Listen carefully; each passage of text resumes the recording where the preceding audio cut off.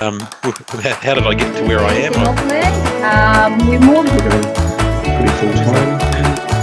In terms of First, or yes, watching YouTube, working, school and university, and it was not something that was consulting, also language we used to I've been in core Linux research.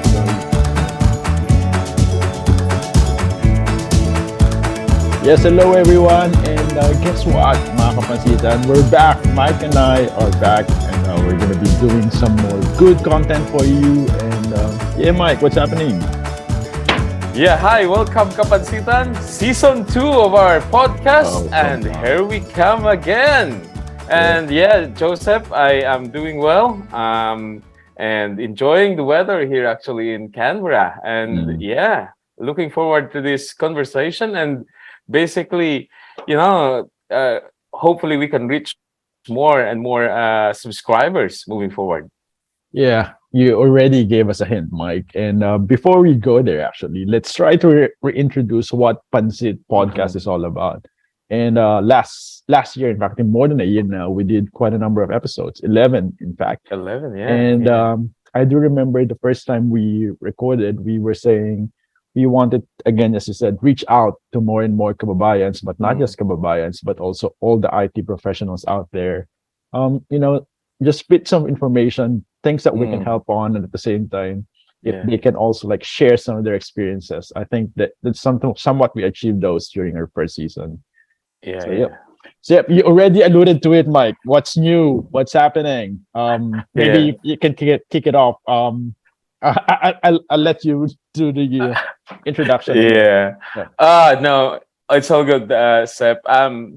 Well, I'm not good in hiding secrets, so that's why I right away open it up where I am. Right. So currently, I'm now connected. The new thing is I'm now connected to Elasticsearch. And currently based here in Canberra, and I'm actually doing a customer success management role right now. So I'm the Elastic's principal customer success manager for APJ, but currently focusing on the federal government customers here in Australia. Hence, I'm in Canberra. How about you, Joseph? That's a good, Mike. And I think same for me. In the last year and a half, I guess, there's of course some career improvements, not career improvements, but also career progression, I must say. So now I'm a senior technical account manager, still based here in Wellington, New Zealand. And of course, just like you, Mike, I'm still managing government accounts and also some of the financial customers that Red Hat has here in Wellington, New Zealand. So I'm still with Red Hat and still in Wellington, New Zealand. So yeah, I think that's quite nice. We're still both on capital cities this time around. We're in the Australian Capital Territory. For those who know, Sydney is not the capital of Australia; it's Canberra. So Mike is now based in Canberra, and of course, Wellington is the capital of New Zealand. Yeah, it's interesting. I thought I moved to Canberra because I don't want a big city, but I wanted a modern living as well. So it's really difficult to find those places right now. But I think I managed to find same situation when I was in Wellington. And Canberra is considered to be small town, but everything is here. So even my kids and my wives are loving the shopping here. So I think that's a win-win for us. That's definitely good to hear. That's the important thing. All right. As I was saying earlier, Mike, looking back on the episodes that we've had before, it kind of like brings back all the good memories. In fact, I was reading through some of the comments before I went on this recording, and there's really a lot of things that, of course, some of our listeners have learned from us, and there's that enthusiasm that we want to continue on. That's why I think, for me personally, I also learned a lot. I thought that we're going to be teaching and sharing them a lot of things, but for me, I actually learned more by speaking to those guests that we have, and at the same time listening or reading through the comments of our audience. How about you? Like, what's your biggest takeaway? I would say. Oh, yeah. So the conversation that we have with Yvonne is really interesting. Yeah. Getting into the mind of what recruiters are looking for, candidates looking for a job in New Zealand, and especially on the IT field, right? Everybody can say that we have experience in this and we are doing that. But what do they really look for those candidates? And what I learned from talking to Yvonne and having similar conversation with other recruiters is they're actually looking for not only for technical skills but also cultural fit. And that's a very interesting mindset that I learned from that conversation. The other one is the I really love the cloud series that we have, Joseph. Yeah, exactly. Yeah, because we managed to invite some of the experts on their own rights for the public cloud that we've spoken about, and having to talk to the people that are actually working on the public cloud and delivering business to both government and also enterprise customers are not only exciting but very competitive, and the reason why it's competitive is because the technology is fast moving, and the only way to be able to stay relevant on this kind of conversation as a IT professional is to actually learn those new technologies. No, 100% agree. And I think the job market, as you said, the conversation with Yvonne, it has changed now. I think in the last year and a half, it has rapidly changed. You probably know how we needed a whole lot more of talents and skills, not just in New Zealand, but also in Australia. So hopefully we can give more context, not only on the New Zealand job market, but also in the Australian job market. So all of you are watching, I'm pretty sure we're going to be dedicating an episode just on the job market on the region, that's Australia and New Zealand region, so that you get a good view or probably some tips on how you can improve your presence out there, your professional presence, so that you'll be more, I would say, eligible to work overseas if you are interested, or maybe wherever you are right now, even if you're in the Philippines or other countries and other continents, just improve your career overall. And because we've heard a lot of those personal stories, Mike, I remember Joseph's challenges, the way he transformed those challenges into, I would say, success. That's really a good story. And of course, we also spoke to Daryl Taylor, who's one of the hiring managers here in New Zealand. So and having a chat with Harish to talk about the open source community. How is it delivered?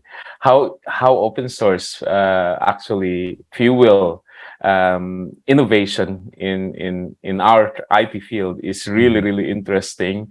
Elasticsearch, the company that I'm working right now, is actually an open source company, just like Red Hat, and one of the reason why I moved to Elasticsearch is because they are on the same, they believe in the same principles, which is, open the code and share the code so that, so that it will encourage innovation.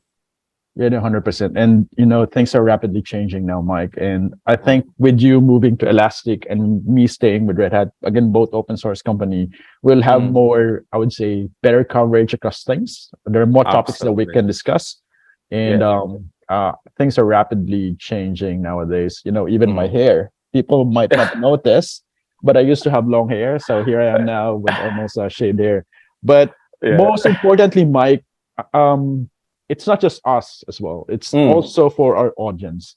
So our special request to all those listening right now or watching right now is for you to let us know what you want us to cover. If you can comment on the video on like topics you want to discuss, or perhaps you can message us privately that you want to talk or discuss things yourself in the podcast. That would be great. And our main goal is to understand how we can help you further creating your own brand. And as I said earlier, increasing your presence, developing your Yeah. profile out there, and Mm. maybe I think some of the things Mike and I do, we Mm. write a lot on different Mm. websites, and we Mm. also love speaking on conferences, Mike. Yeah. Speaking of conferences, you will be here in New Zealand. What's happening? You'll be in Oh Wellington. yeah. Before I touch that, All right, Joseph, and sure. I'm very excited about that actually. But Mm. I just want to go back to encouraging our listeners and viewers to think about how they can create their own brand, Mm. and why is it important to create the personal brand when it comes to IT, right? So, creating and this is something that I think a personal experience when it comes to benefiting on having a what you call this a wide range of reach when it comes Mm. to IT. I would say online presence is when I was looking for opportunities outside Red Hat, I managed to get at least three of the major cloud provider has reached out to me when I opened my LinkedIn profile to working, open for working, and got interested because of of the portfolio that I built from writing specific topics out, focus on Kubernetes, talking about DevOps and DevSecOps, making sure that I contribute on open source, and creating my own profile on GitHub so that Mhm. they'll understand that I can do, and that I can do more than just selling a solution and understanding the business problem, but also able to talk deeper into technology. And being passionate about that has actually benefited uh, myself to get more Mhm. opportunities, job opportunities, if you need to have a change like what I experienced about 6 months ago. Sweet. Nah, that sounds really good. And as I've said, you're gonna be here in Wellington for a bit, and Mm. for the Cloud Native Summit. So I'll Yeah. let you plug some of the things that's gonna be happening about your talk. Yeah. So I'll be in Wellington on August 4 to 13, and the conference is going to be August 4 to 5.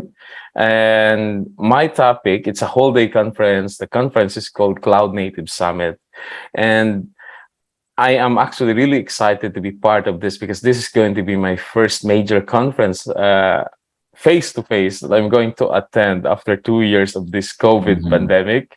And relearning the techniques and the way you handle what you call this stage presence is nerve breaking again. But You'll but ace and it for then sure.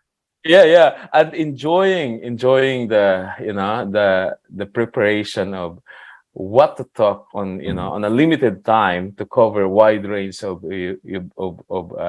topics. And my talk is specifically about DevOps, DevSecOps, Yep. and the title is How to Adapt DevSecOps Successfully, where I'm going to, really touch, the issue and the challenges of the current security practices, and talk about why it is really important to pivot into DevSecOps now.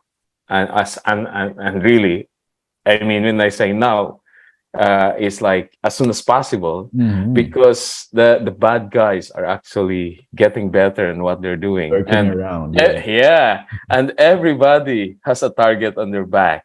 Yeah. And I'll be touching the things that can cause failure on DevSecOps adoption, but also be talking about how to handle these loopholes and how they can use the power of data for them to become proactive instead of reactive, especially under security posture. So really excited. It will be a bit controversial, but but I'm sure it's going to open up some ideas and Conversation encourage topics, conversations. So for organizations to really think about how they can transform their security practice towards No, DevSecOps. I'm really looking forward to that, Mike. Speaking of conversations, I will be there as well because Red Hat is going to be a sponsor of the event.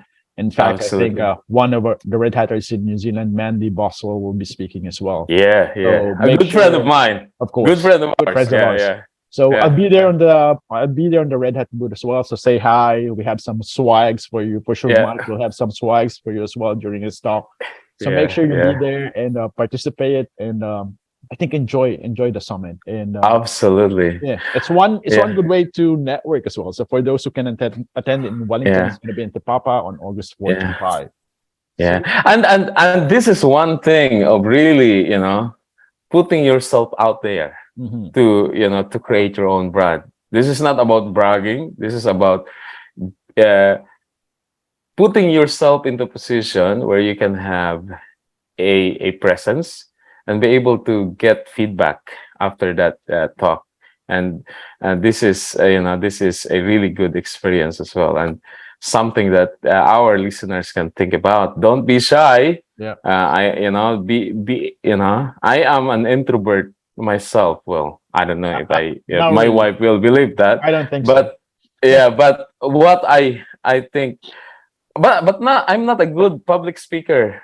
From when I move working abroad, right? So it's something that you can learn, and it's something that you can practice, and every day is a learning experience when it comes to this kind of exposure, and embrace the challenge, I would say. Exactly, Mike. And on that note, actually, it's more of like accepting new challenges and getting out of your comfort zone and improving yourself. Absolutely. We all have like stage fright, but the more you do it, the more practice you get, the more feedback you get, the more you get better at Absolutely. it. Yeah. And And I think that's why we connect to each other really well, Joseph, because I think we are a believer that this life we can't stop learning, and every time you have a chance to learn from someone else, and we talk about this in a previous episode, the importance of mentorship. Embrace and appreciate that chance, because it's not every day that you'll get that opportunity to learn from other people. Sweet. The opportunity to learn from other people, the opportunity to improve yourself. That's what we want to achieve on this podcast. And we're really looking forward. We're really excited to create more contents for you. So if you're interested to be part of this and be heard, let us know. And then otherwise, we have lined up quite a number of good topics, good series for you to enjoy and learn from. So Mike, any last words before we say goodbye? Yeah, well, for me, I'm just excited to start this podcast again, Joseph. I'm looking forward on going back and forth with ideas with you, having conversation with our future guests. We already have list of people that we're thinking of going. Some of the best in their field that we've already talked to. So it will be a learning experience, I would say. And we'll enjoy this journey for sure. And we'll have another 10 to 11 episodes for this season. No, I would love to. In fact, even more than 10 to 11. And I'm pretty sure there will be hits of contents that's going to be going out there. Yeah. Right. Cool, Well, man. thanks for that, Mike. And again, thank you, everyone. And looking forward to hearing your comments or seeing your comments on our chat. Let us know if there are any topics that you want to suggest. And we're really looking forward to interacting with you across different channels. So from both of us, me and Mike, thank you so much and see you again. Thank you, Ano. Have a good one. Mabuhay! Bye-bye. Salamat.